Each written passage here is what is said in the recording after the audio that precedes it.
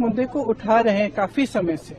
ये कोई नया मुद्दा नहीं है, लेकिन इशू ये है कि ये बार बार हो रहा है और इस पे कोई कार्रवाई नहीं होती है।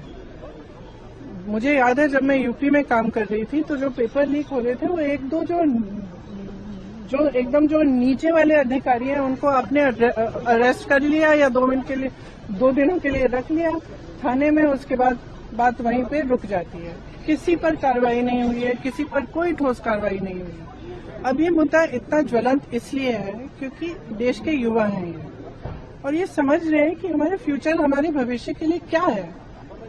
हमारे माँ बाप लोन लेकर मुश्किल से हमें पढ़ाते हैं, हम लोग स्ट्रगल कर रहे हैं। वो ये कह रहे हैं ना, वो कह रहे हैं कि हम स्ट्रगल कर रहे हैं, हमारे लिए इतना मुश्किल है। आप कोचिंग सेंटर्स को देखिए, मैंने बहुत सारे देखे, और कोचिंग सेंटर्स में जाइए और कोई भी माँ बाप जानता है, मतलब किसी भी लेवल का, किसी भी सोसाइटी में आप जानते होंगे आपके बच्चे जब पढ़ते हैं तो कितना टेंशन होता है, कितना जब एग्जाम होता है कितना टेंशन होता है। एज इट इज इतनी मुश्किल परिस्थिति है, ऊपर से आपने जॉब्स क्रिएट नहीं किए हैं इतने समय से, तो बच्चा अपने फ्यूचर को देख रहा है, कह रहा है कि मतलब मेरे फ्यूचर में फिर है क्या, मैं स्ट्रगल ही करते रहूं। मैं कह रही थी इंग्लिश में, मैं कह रही थी कि मैं कुछ ऐसे बच्चों से मिली थी जब मैं यूपी में काम कर रही थी, जो 26 साल के, 27 साल के, 28 साल के बच्चे कह रहे हैं हमारी तो शादी भी नहीं हो रही है, हम कुछ कर नहीं पा रहे हैं, हम इंतजार कर रहे हैं कि हमारी नियुक्ति की लिस्ट आएगी, पेपर लीक हो जाता है, हम एग्जाम देते हैं, कुछ पता नहीं चलता, उसके बाद फिर हम दोबारा देते हैं। तो मतलब ये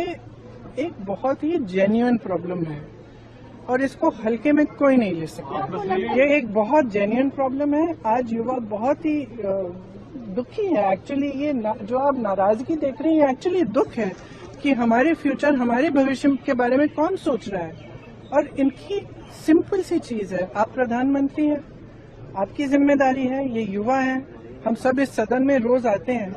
अब ना तो यहाँ पे आप चर्चा करना चाहते हैं, ना ऑपोजिशन को आप पॉइंट उठाने देते हैं, आप डिस्कस नहीं करना चाह रहे हैं। ये सदन है किसका? ये उन्हीं युवाओं का है ना जिसको आप रोक रहे हैं बाहर, जिन पर आप लाठीचार्ज कर रहे हैं, जिन पर आप आंसू गैस चला रहे हैं। ये तो मतलब ये सदन ही उनका है, हम सब यहाँ हैं, किसने हमें यहाँ रखा है? उन्होंने ये रखा है। तो उनकी बात तो सुन ले, उनकी बात तो सुन। मोदी एंटी यूथ है, बिल्कुल एंटी यूथ है। देखिए एंटी यूथ है, एंटी गरीब है, एंटी किसान है। अब 12 साल हो गए, हम सब देख रहे हैं ना, किसान आंदोलन कर रहे हैं, आप उनपे दमन कर रहे हो, अब बच्चों पे दमन कर रहे हो। बच्चे हैं, सुन लीजिए इनकी बात, क्या होने जा रहा है।